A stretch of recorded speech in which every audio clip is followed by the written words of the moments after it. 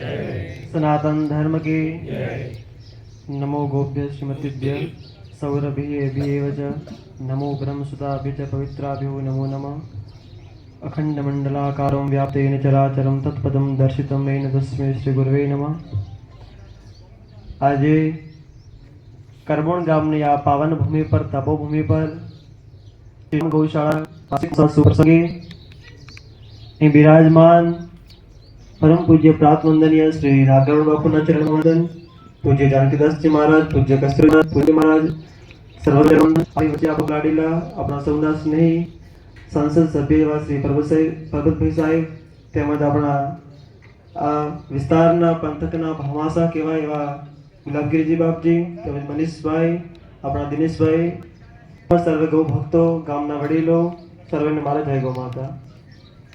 આમ તો આ ગૌશાળાનો એક પ્રસંગ છે એટલે આપણે ખાસ ગૌ માતાનું મહિમાનું ગુણગાન કરીએ।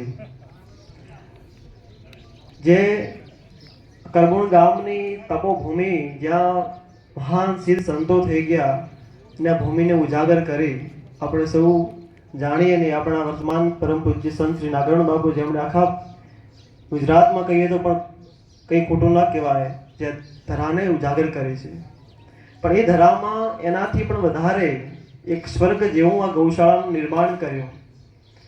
જેમ કે ગૌશાળા એ જ સ્વર્ગ ભૂમિ કહેવાય, જ્યાં ગૌ માતાનો વાસ થતો હોય, જ્યાં ગૌ માતાની સેવા થતી હોય એ જ સ્વર્ગ કહેવાય। આપણે કંઈ સ્વર્ગ કે નરકના ક્યારે કોઈએ કર્યા નથી, પણ જો વાસ્તવિકતા કોઈને સ્વર્ગનો અનુભવ કરવો હોય, સ્વર્ગની પ્રાપ્તિ કરવી હોય તો આ ગૌશાળા એ જ સ્વર્ગ, જ્યાં સાક્ષાત દેવતાઓનો નિવાસ, ગૌ માતાની સેવા થઈ રહી ને સુંદર મજાનું એક આ સ્વર્ગ જેવું વાતાવરણ ઊભું કર્યું એવા પૂજ્ય નાગરાજ બાપુના ચરણોમાં આપણે કોટી કોટી વંદન કરીએ।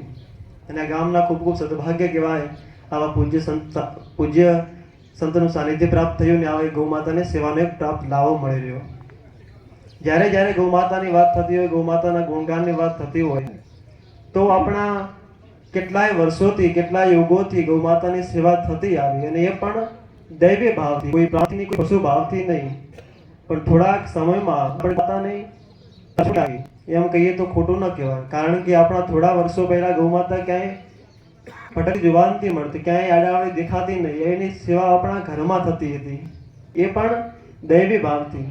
थोड़ो स्वार्थ रहेलो ए बळद माटे होय कि कोई एना सिवाय दैवी भाव तो माता साक्षात माता छे एनी पूजा वंदन अर्चना करता हता ने ए गौ मातानी सेवाथी अत्यारे आपणे सुखी संपन्न छीए।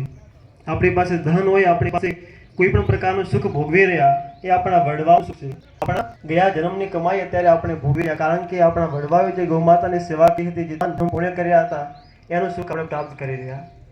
पण फरी आपणे गौ मातानी सेवा करीए, कारण के गौ मातानुं सानिध्य छेक वर्षोथी भगवान राम होय तो पण ए एमना नंदीने गौ मातानी सेवा पूजाथी एमने पूर्ण प्राप्त राम भगवान नो अवतरण थयुं। एमने पहला दशरथ राजा एमने पहला आपणे आखी दिलीप राजानी वार्ता सांभळी हशे कदाच, जेने पुत्र प्राप्ति न होती अने एम ऋषिमुनिए एमने नंदिनी गाय नामनी गौ माता आपी हती। ए गौ मातानी सेवा पूजा निष्ठा अति करता कि कोई पण संजोगोमां गौ मातानुं सानिध्य क्यारे छोड्युं न होतुं।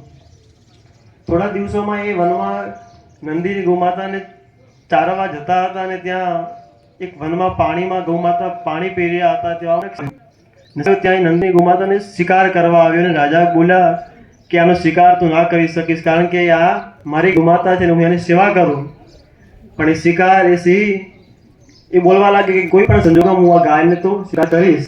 त्यारे दिलीप राजा एकदम तू मने मारी ले, मने खाई ले, पण आ गौ माता ने कई कर मत। ए खूब एम स्वाद चालू ने अंते ज्यारे दिलीप राजा पर आक्रमण करवा गया, दिलीप राजा त्यारे पण तैयार हता, त्या सिंहमांथी भगवान प्रगट थया, एमनी एक कसोटी हती ने एमने त्या पछी दशरथ राजा भगवान थया, એટલે કે નંદીની ગૌ માતાને સેવા ભગવાનના ધરા પર અવતરણ થયું। એ કોઈ પણ દેવી દેવતાઓ હોય, કોઈ પણ શાસ્ત્ર પુરાણ સંત બધી જગ્યાએ માત્ર ગૌ માતાનું વર્ણન આવે, ગૌ માતાના ગુણગાન આવે, સાક્ષાત દેવી દેવતાઓનું રૂપ આપવામાં આવ્યું। પણ થોડી કળિયુગની દુર્ભાગ્યતા કહેવાય કે આજે ઘરે ઘરે ગૌ માતાની મહિમા કહેવો પડે, ગૌ માતાના ગુણગાન કરવા પડે, છતાં આપણે સૌ ખૂબ સૌભાગ્યશાળી છીએ। આપણને ગૌ માતાનું સાનિધ્ય પ્રાપ્ત થાય, સંતોનું સાનિધ્ય પ્રાપ્ત થાય, આપણે સૌ ગૌ માતા સેવા કરી રહ્યા। આવનારા સમયમાં ગૌ માતા ફરીથી સુરક્ષિત થાય અને ગૌ માતાની ઘરે ઘરે સેવા થાય. જે ગૌશાળામાં સેવા થાય, આપણા ઘરોમાં ગૌ માતા હોય એને આપણે દૂધ ઘી આપણા પરિવારના બાકી ગૌ દૂધથી અમૃતથી ભરપૂર હોય, જેનાથી આપણા પરિવારનો કોઈ પણ પ્રકારનો રોગ ના આવે. અત્યારે એમાં કેટલા પ્રકારના રાસાયણિક આપણે બચાવ કરી રહ્યા એ ફરીથી ગૌના પંચગવ્ય દ્વારા આપણા પરિવારનું પાલન પોષણ થાય. એ ફરીથી આપણો આ દેશ ગૌ આધારિત ખેતીવાળો બને, ગૌ આધારિત ખોરાકવાળો બને, જેનાથી આપણા પરિવારનું, સમાજનું, દેશનું, ધર્મનું રક્ષણ થાય. તો સૌ આપણે ગૌ માતાની સેવા કરીએ. સાથે સાથે આ યુગમાં જેની જરૂર છે એ ખાસ ગૌ આધારિત કૃષિની, ગૌ આધારિત ખેતીની, એ આપણે ઘરે ગૌ આધારિત ખેતી અપનાવી અને થોડા પ્રમાણમાં આપણે હરેક વસ્તુ ગૌના ગોબરથી, ગાયના ગૌમૂત્રથી એ આ પાક તૈયાર કરીને આપણા પરિવારના બાળકોને ખવડાવી. એનાથી આપણે પરિવાર જે કોઈ જણાવ્યું ભગવાનના ગુણગાન ગાવ્યા, નામ જપનો મહિમા કીધો, એવું ધ્યાન આપીને આપણે જીવન કરીએ, પાવન કરીએ. આપનો વધાર્યા ખૂબ ખૂબ આપનો આભાર. અને સૌ ગૌ માતાની સેવા કરો એવી સૌ લાગણી રાખીએ છીએ. જય ગૌ માતા, જય ગોપાલ. પૂજ્ય અંકિતપુરી બાપુના